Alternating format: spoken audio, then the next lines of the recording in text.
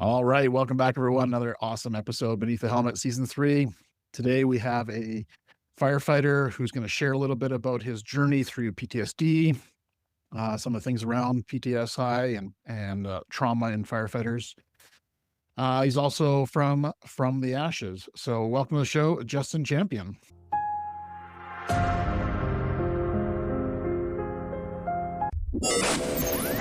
It's time to ignite your soul and unlock your full potential.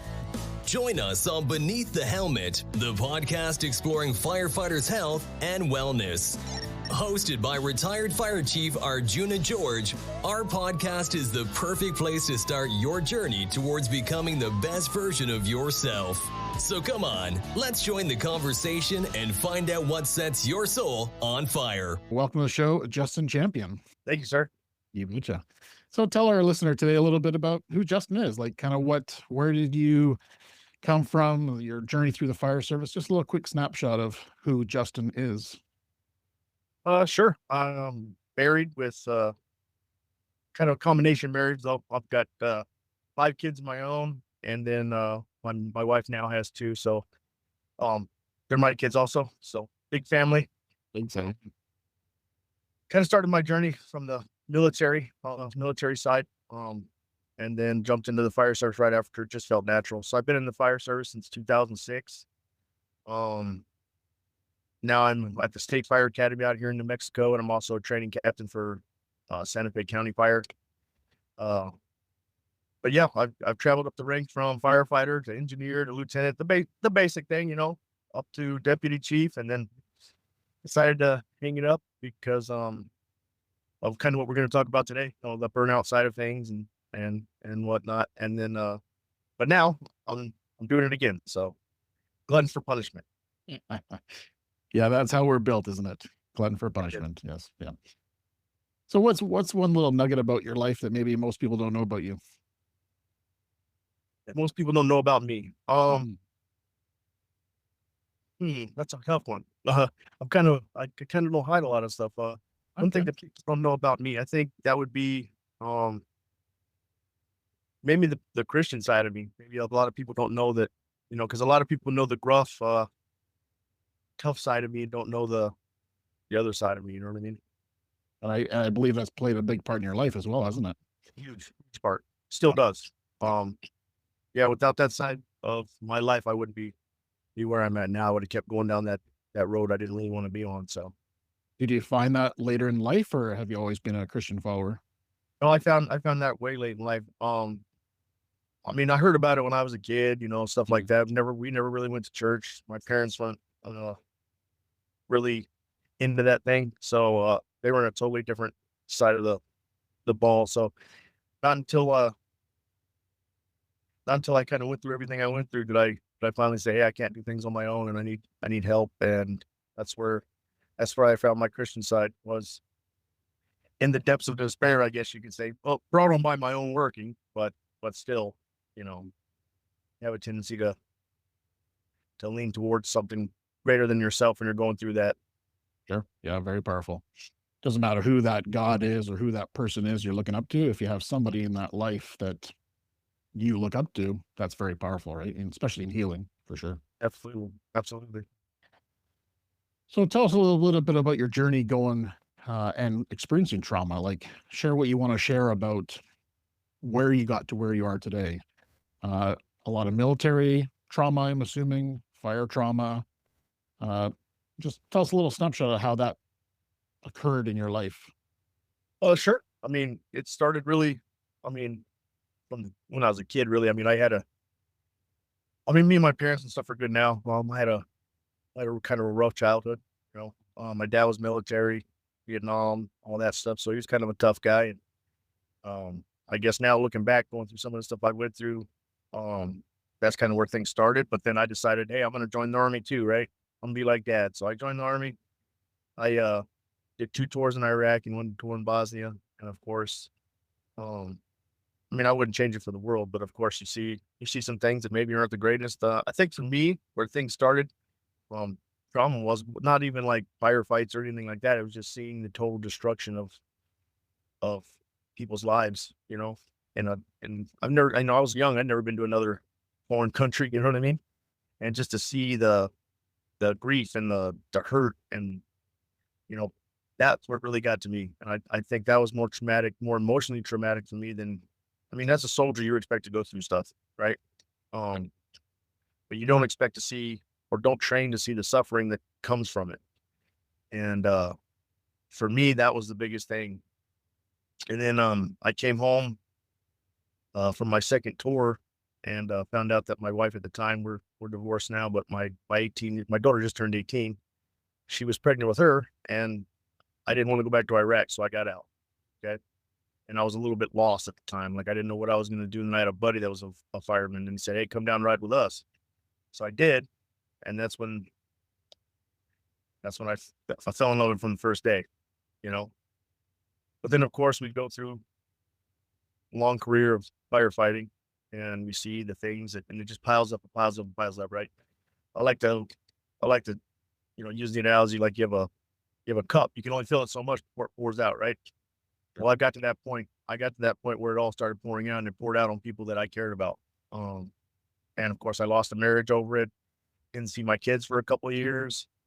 Um, and I realized I needed help. That's when I talked about it. I was sitting alone by myself in a living room of my 1-bedroom apartment after being in a 6-bedroom house with a family around me. And I just kind of said, "Hey, I need help. I just, God, I need help like right now." And, try to turn that trauma into something good by reaching out and helping other people that's where From the Ashes was born.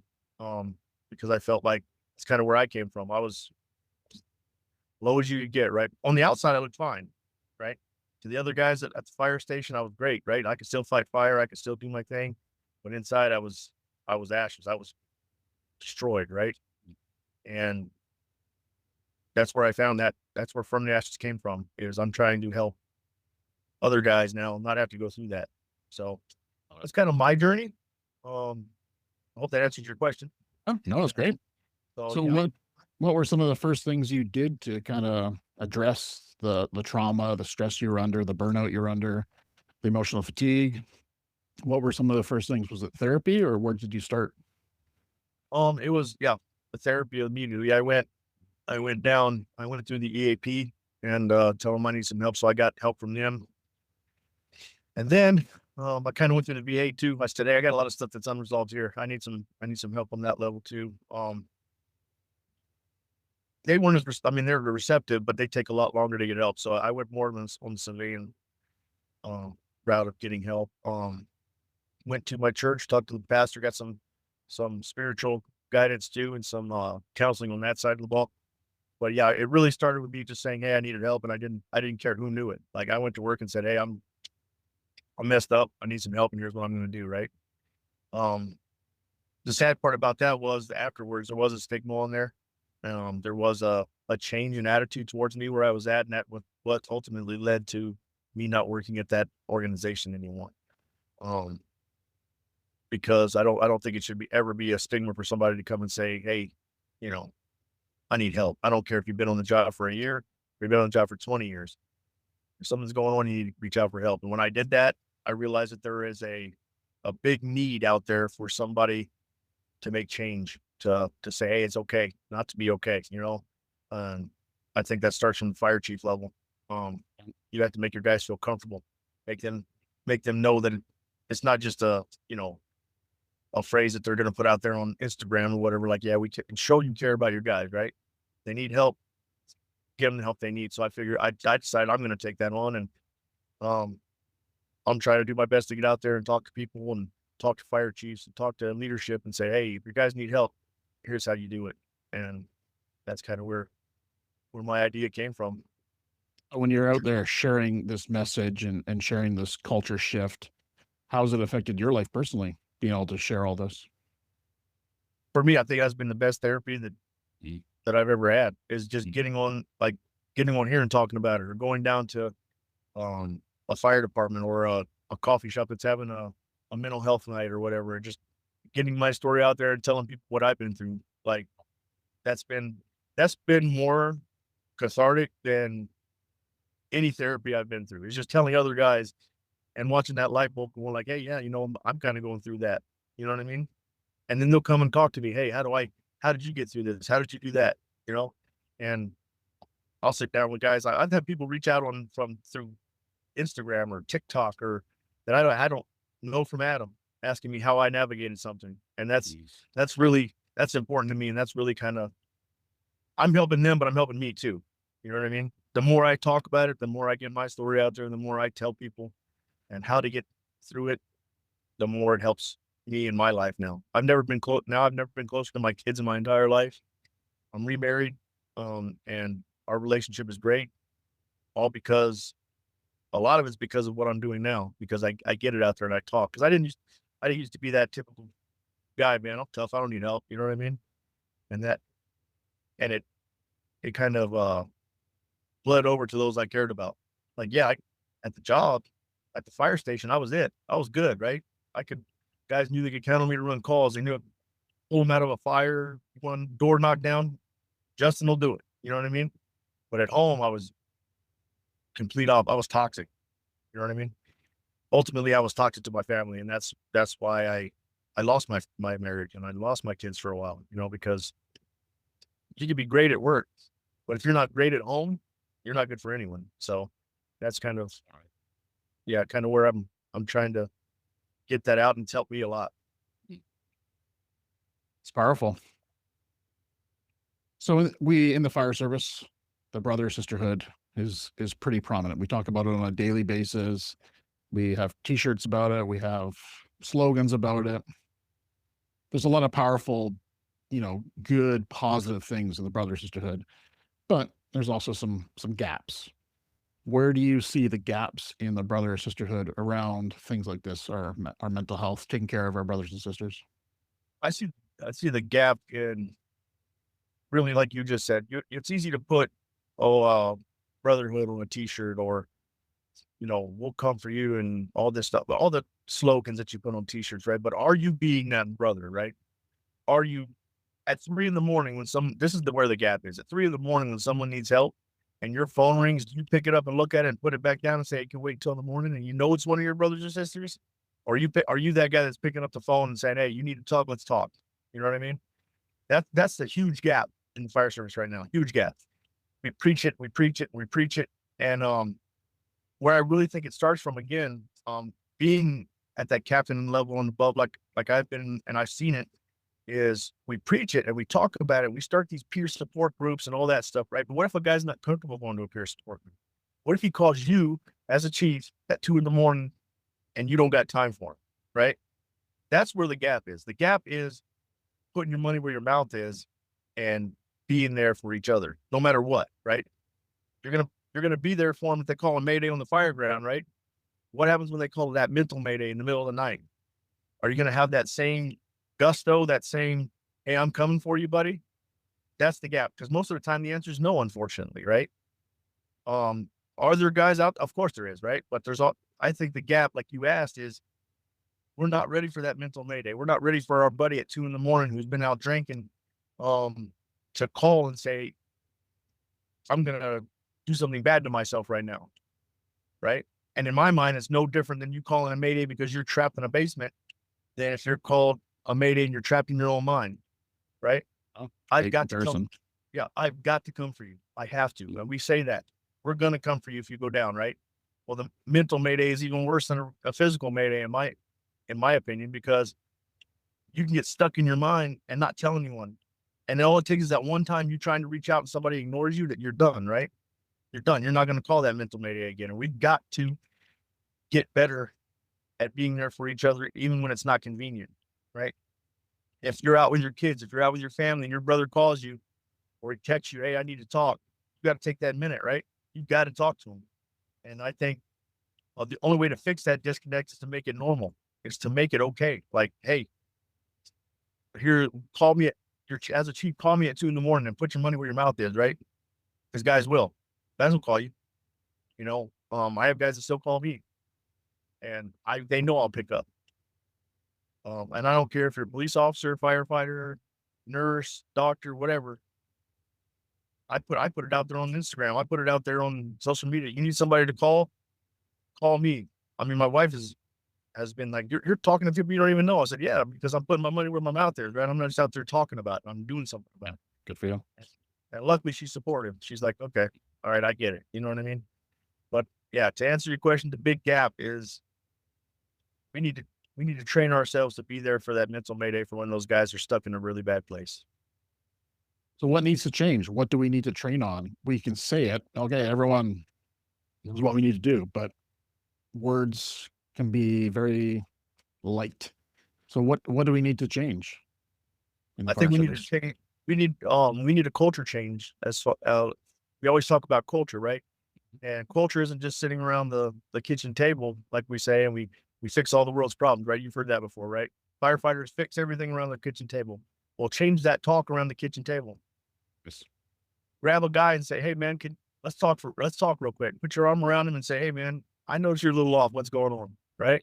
Change the culture, and we'll change that problem. Right? You can throw peer support groups of people all day long and say, "I have a policy for peer support." Okay, great. You have a policy, but is anybody doing anything about it? Mhm. Because I know a lot of guys won't go use a peer support group because why? Because they're their peers. They're guys they work with, and now they have that fear that if they open their mouth and say, "Hey, I got an issue," even to the peer support group, that it's going to get around the firehouse, and all of a sudden they're going to be looked at different, like they can't be counted on. Or I've been that guy, right?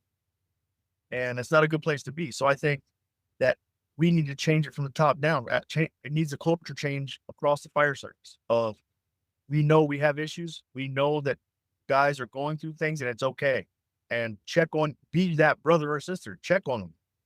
You know, if you've been around it. I mean, we live with each other 24, 48 hours every shift, right? We spend more time with guys at the firehouse than we do our own family. So treat them like you would treat your family. If I noticed my wife was off, I'd talk to her, right? Do the same thing for your brother or sister. It doesn't have to be in front of everyone, but hey, pull them off to the side and say, "Hey, I notice A, B, and C. You're not your normal self." And if we change that culture and we make that okay, you're going to see a turn in the issues that we're having with mental health in the fire service, because they're going to come in there and they're going to look at it like brother or sister, the family that we preach. And they're going to it's going to be okay culture wise to say, "Hey, I'm not all right, man. I need you guys to help me out." You know what I mean? And I think that's the biggest thing, culture change. If we can change that culture, and there's a lot of us out here talking about it now, which is great. Friggin' awesome, right? We need to change the culture as a whole and make it okay for guys not to be okay. Fire service across North America, where do you think we are on the scale, like scale of 1 to 10 on being that healthy organization that's psychologically safe, that talks about mental health, that takes care of brothers and sisters? Where do you think we are on a scale of like 1 to 10 in the North American fire service?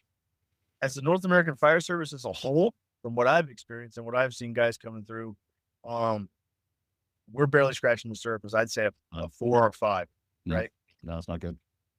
Because you do have the older generation, and there's nothing wrong with it. I mean, that's just they're set in their ways, right? And I've been that guy. Like, you can talk to some of the guys that I've worked with. I've been that tough guy that nothing bothers, right? And like I said, we have to change like in the younger guys coming up and stuff like that. It's not a big deal. They're being taught that, like, hey, it's okay not to be okay as a man, right? It's those of us that are like 45 and above that have always been taught. Like when I came through the army and the fire academy, there was no not being tough. You know what I mean? Like you're a fireman. You can take anything, right? You can just take it. And I think until we change that mindset of guys that are like my age, your age, um, that are in the fire service still serving, and we step up and we tell these guys, "Hey, it's okay." You know what I mean? I'm not okay, and I'm going to get help. It's okay for you not to. So let me show you how to do it, right? Just like if you're training them on how to use a saw or how to advance a hose, show them how to get help if they need it, and make it normal. Like make it just like, hey, you're going out to train on a physical mayday. We're going to train you on how to get help if you have that mental mayday, right?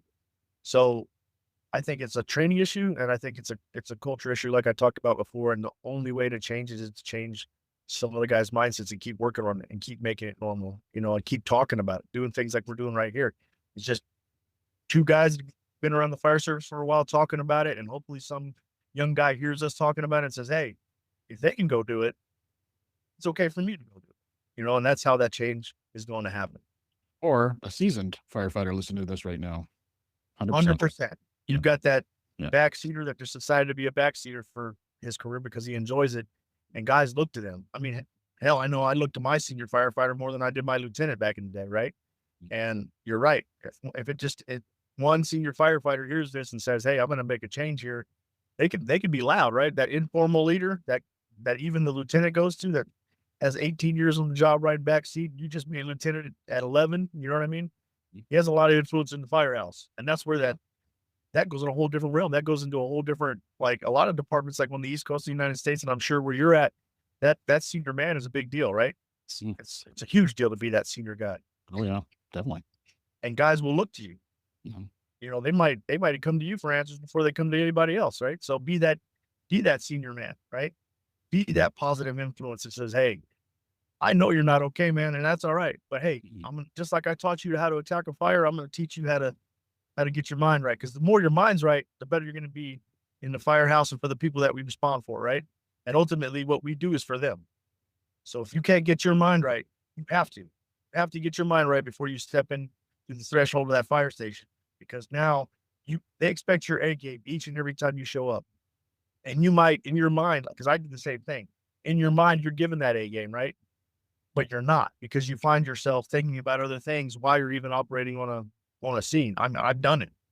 When I was going through the thing with going through my divorce and stuff with my kids, you don't think that was on my mind when I was responding to EMS calls and fires? Of course it was. And I was taking it out on people.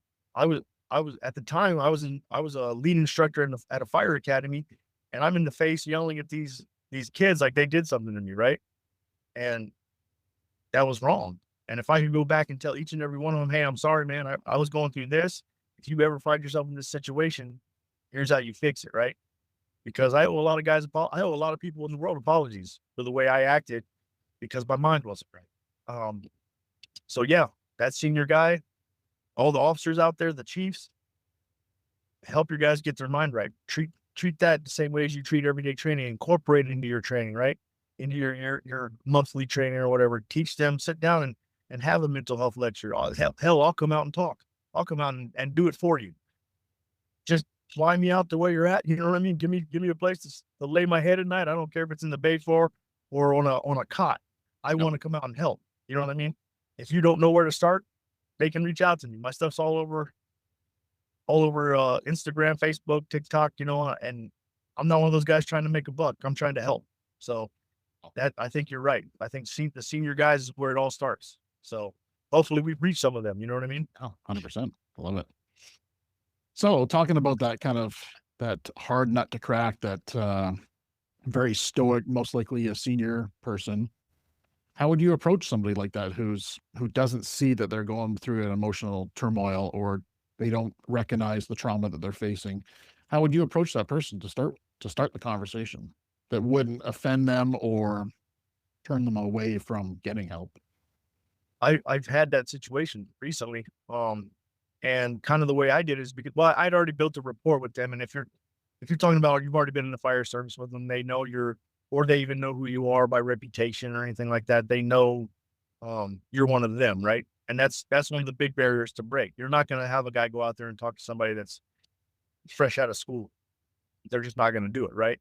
So I think people like myself and some others that, are doing a good job of getting out there and talking to them, like the shirt I'm wearing, carrying the flag, Chris Maletta. If you ever get a chance to talk to him, he'd be a great one to get on because he's doing the same thing I'm doing. And the way that I did it is I just said, "Hey man, here's what I've noticed, right? I don't do it in front of everybody because that's not the way to approach it." Okay. I reached out to him by phone because we live in different states. And I said, "Hey brother, I noticed just by some of your Facebook posts and some of our talks that you're a little off. What's going on?" Right. And of course, it gives you that gruff, "Hey, I'm good, man." The textbook answer, "I'm fine" or "I'm good." Always going to get that. Okay. And I said, "No, you're not. You're not good. You're not good. I can see it. It's all over your face. I've known you long enough. I know that you're not good. And I've been not good." And because he was there for me when I went through all my stuff. Right. So I said, "Hey man, just like you told me I wasn't good when I wasn't good and to get my head out of my butt, I'm telling you the same thing." And really just kind of breaking it down for him on that level is all it took. And all of a sudden it just comes out. So you just got to be real with people, right? You just got to tell them, hey man, I know you're not good. You need to get your head out of your butt, get your mind right, and be that firefighter you used to be. Because are you happy? You know what I mean? I asked him, are you happy with the way you feel when you go home at night? And he kind of paused and he's like, oh, almost. I was like, hey, you still there? You know what I mean? He's like, no, man. I guess you're right. I'm not good. You know. And then we just talked, and we talked, and we talked, and we talked, and we talked some more. And I'm still talking to him now through text or however he feels comfortable. Meet them where they're at, right? They might not want to have a conversation, but as soon as you hang up the phone, they text you because a lot of people feel more comfortable doing this, right? And that's okay. If that's the way they get it out and they talk, I'll sit up and text all night. You know what I mean? And I think that's where we have to do that when we're reaching out to these, especially senior guys that have that hey, I'm okay attitude still, right? They know about all the mental health help out there and all that stuff. And they might even be directing other people. Hell, he directed me where I needed to go.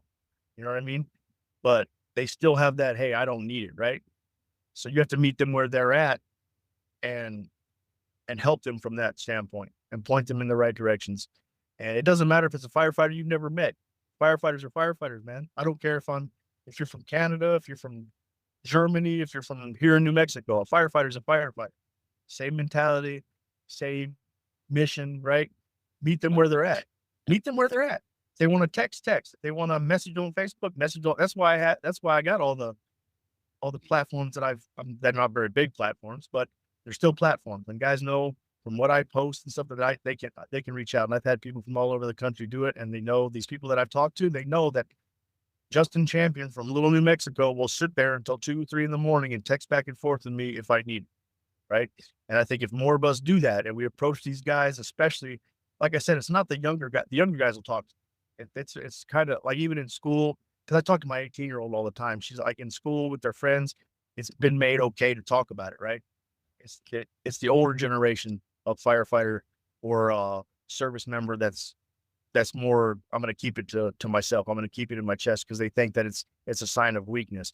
And I'll tell anybody out there, getting your story out or talking is not a sign of weakness. It's probably the biggest sign because it's the hardest thing to do. If you're a soldier, you can clear rooms all day. If you're a fireman, you can go and make grabs and fight fire and do all that all day long without even thinking about it, right? But saying, hey, I've got an issue and here's what it is, and talking to somebody about it is the hardest thing that you can do and probably one of the bravest. And I'm telling everybody out there that it will make you feel 10 times better, and your work life, your life at the fire station, your life at home will be 10 times better. I can sit down now with my 18-year-old daughter or my 14-year-old daughter, and they're not scared to talk to me because they know I'll communicate. They won't be it's not just me listening to them to respond and being angry. It's, hey dad, this is what we're seeing. You're getting a little angry again. What's going on? And we have that dialogue, right? Versus just blowing up. Yeah. And I can't tell people out there how much it helps just to be brave, get that out there, get it off your chest, and call that mayday. I need help. And hopefully that brother, and for me personally, that brotherhood was there. I have guys from all over, a guy named Chief Mike Fronimos, Chief Ian Schulte out of Polar Fire Rescue in Georgia, Chris Maletta, I talked to you about. Him and I talk all the time. And just these guys that are tough guys, and you didn't even think that they would be there to be shoulder to cry on, you know what I mean? And I'm there for them too. A lot of these guys, we do it back and forth. Hey brother, pray for me. I'm going through this, right? And then we'll talk for an hour, and we feel better, right? So it's just a matter of, if we start making it a norm amongst, like I just said, I have a core group that I talk to, right? And I'm sure they have a core group where they're at, and they start talking, right? And it just spreads, right? All it's going to do is get bigger, because every time you talk to someone, they're going to talk to someone. They're going to say, hey, this is normal. And then they're going to talk to someone, and then that person's going to talk to someone, and see how that culture is going to change. Or that's the only way it's going to change. If guys keep trying to be tough and filling that glass and filling that glass and filling that glass till it spills over, and now they lose everything in their whole entire life, like I did. If we can catch them where that glass is a quarter full or a half full, right? And we stop it, now we're pouring a little bit out, right? it might not always ever go completely away or completely empty. There's always going to be stuff, right? Especially if you continue on in the fire service. Um, like myself, I'm ready now that I know I could go get back on an engine and I have the tools to be okay and face that and help somebody, right? So I think that's how we do it. We just keep talking to each other, which is spread. And I know firefighters that are up north in Canada, and I met a couple firefighters that, like FDICs and stuff from other countries, and make it a point to make that a thing that you talk about, right? Bring it up at when you're sitting there at dinner. What are you guys doing for mental health where you're at? And that'll start a whole thing. And now we're talking, right? Now we're talking. And I even put into to do my I do a mental health lecture, telling my story, really kind of what we're talking about now. And I put in to do it at FDIC. I'm getting ready to do one here in Albuquerque with another ex firefighter who owns a coffee shop, and we're going to raise some money for mental health. Like I said, man, none of us are trying to put money in our pockets. We're just trying to help our brother. We're putting our money where our mouth is, right? It was easy. Like really how this all started was with my current wife and my 18-year-old daughter, right? I always talk to them about this, right? And instead of complaining or just making it something I talk about, they're like, well, do something, Dad. You know what I mean? Do something. Go out there and talk to people. And I was like, oh, I never thought about that. You know what I mean? So I think that's what we got to do, and that's where it starts. Well, love it. Well, you're definitely you're saving lives. If not, you're saving careers for sure. For sure. I hope we're doing a little bit of both. I hope that we're me and some of the other guys that are on the same mission. You talk to guys all the time. That I hope that we are saving both. That we're making that mental mayday okay, and that people know that you've got to get your mind right. And if you're stuck in that in your head, because it's a bad place to be sometimes. You know what I mean? That it's that people are starting to think that it's okay to call that mental mayday and say, I need help. And as brothers and sisters, as soon as that mayday is called, just like on the fire ground, we're coming. I don't care what time it is, where we're at, what we're doing. We're coming for you. So, yeah, I hope we're saving lives more than careers, and if you work in an organization where it's still frowned upon and you can't work in that organization anymore, there's a lot of organizations out there I know that will, if you say, hey, when they ask you in your interview, why did you stop working at this place? And you're honest with them, you say, I went through this. They weren't a fan of it, but I'm good now. I'm working on me and I want to work for you. There's a lot. I would hire you because that shows me that you're brave enough to face the hardest thing ever. And that's inside your own mind. Right. And I know that you'll bring that to my organization, and who wouldn't want that? Right. Then there are organizations out there that still, they check the block, right? We've got a peer support group. We've got an SOG. I don't really give a damn about your SOG. Are you doing anything about it? Right. So yeah, I hope we're saving. And if we save careers, in turn, we're going to save families, right? We're going to save lives. And vice versa, right? Because if you're okay at home, you're going to be great at work. Right. Yeah, 100%. Yep. So what are some of the things you do on a regular basis to kind of take care of your own mental health? Like what's worked well for you? We talked about, your spiritual journey, religion. We talked about therapy. Any other modalities or any other things you do for your own wellness on a day-to-day basis? Well, on a day-to-day basis, for me, really, it all starts with working. I work out every morning, right? My 18-year-old daughter and I, we go and we hit the gym and we talk and we do that sort of thing. And that helps me. That sets up my day. I've done something positive. A lot of positive self-talk and a lot of open talking with my kid. And that sets my day up to go in a positive direction. I always start something on my day. In the mornings, I start myself off with something positive, right? Because things get to you. Things still get to me. I'm not some mental health guru that I've got everything figured out. I'm figuring it out on the fly, right? I still do therapy once a week. And I'm getting into this thing with the same guy that owns the coffee shop where I'm doing the mental health talk.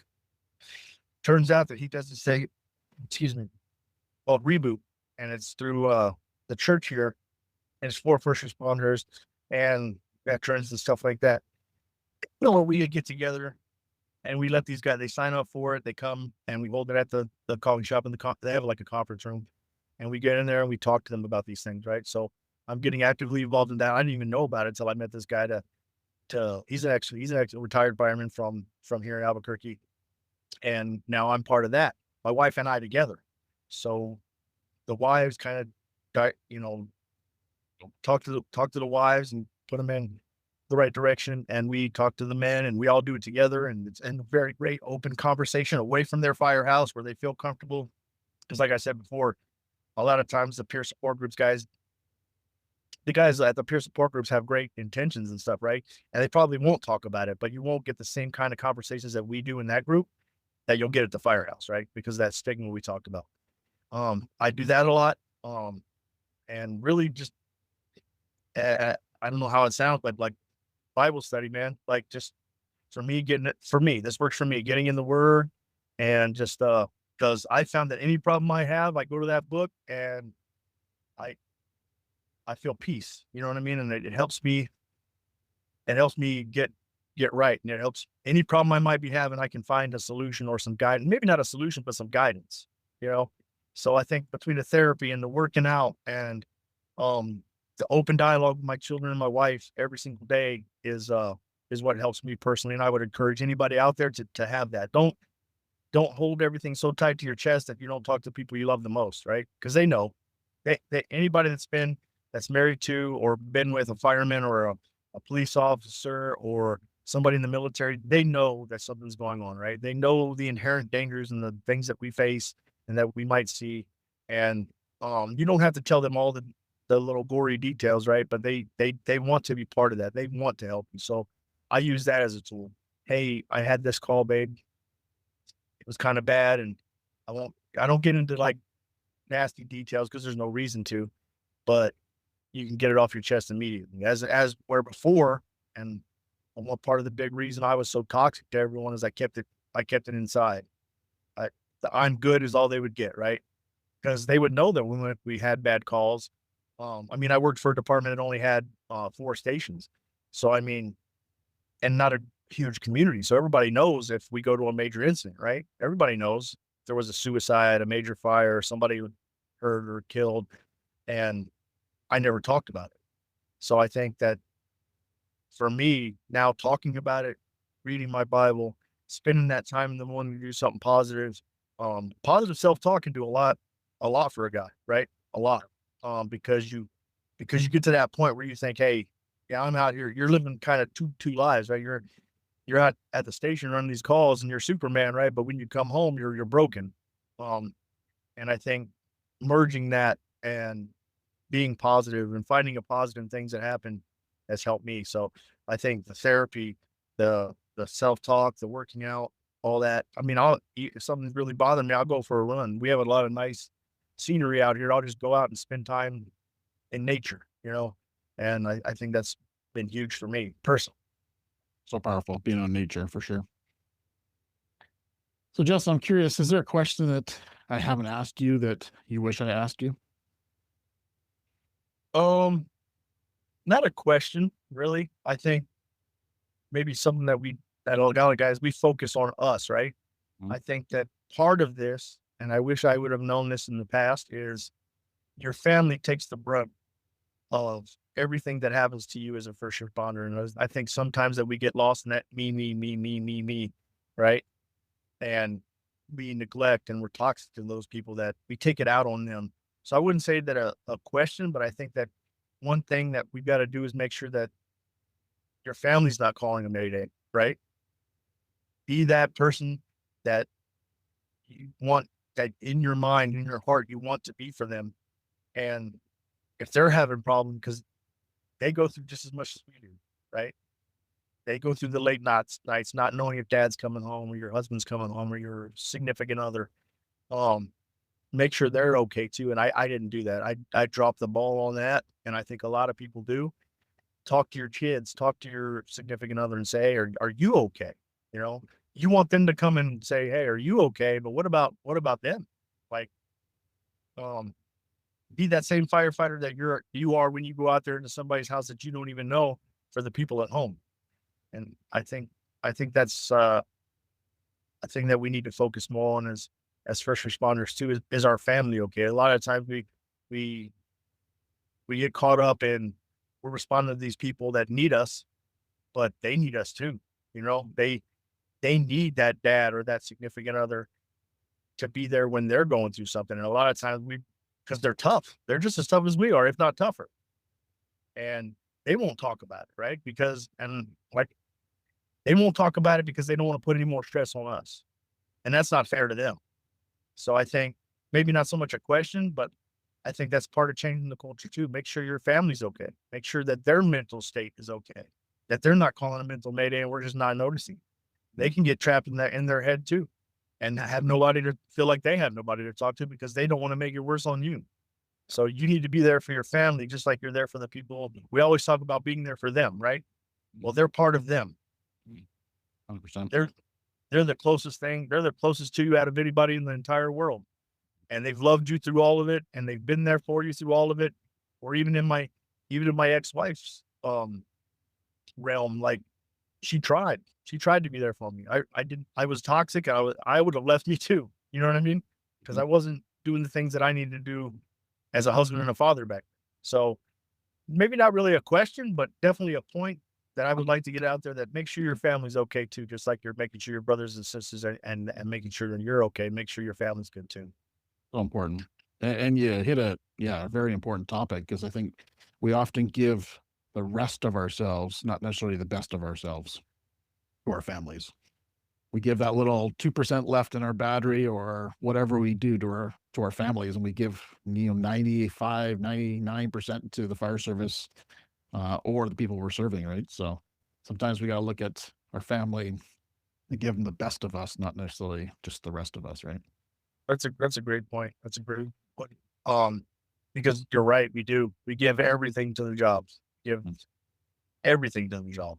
We work overtime. We never say no to overtime, not just for the money, but to be there, right? Because that's what we sort of do, and we're passionate about it. We want to be the one going through that front door. We want to be the one pulling that kid out or being there. You know what I mean? That's in our DNA. That's what we want to do. But 2% isn't enough to keep your family going. You know what I mean? Hell no. Yeah. 5% isn't enough to keep your family going, and we've got to find, as first responders, we've got to find that happy medium where you're giving just as much, even when you come home dead tired and your kid comes up and says, "Hey dad, I want to go do this." Do you say no? Before I did, before I 100% did. Or can I grab a cup of coffee, get a little more energy, and go spend one more hour to go do what they wanted to do? You know what I mean? Which means the world to them. Hey, dad comes home dog tired, but still finds time for me. And that's going to mean so much to them that we don't even realize, So give more than that 2%. There's tactics that you can, revitalize yourself when you come home in that transition phase, right? Before you walk in the door, maybe it's a couple of deep breaths, maybe it's a walk in your garden or your lawn, maybe it's a pet with the dog, whatever that is. So you have a little bit of positive energy when you see your kids and your partner, right? So there's strategies around that to kind of bring back some energy before you walk in the door, right? So Yeah, what I'll do is grab a coffee on the way home, maybe even just sit in the driveway in the truck for a minute, decompress, and be like, all right, you know what I mean?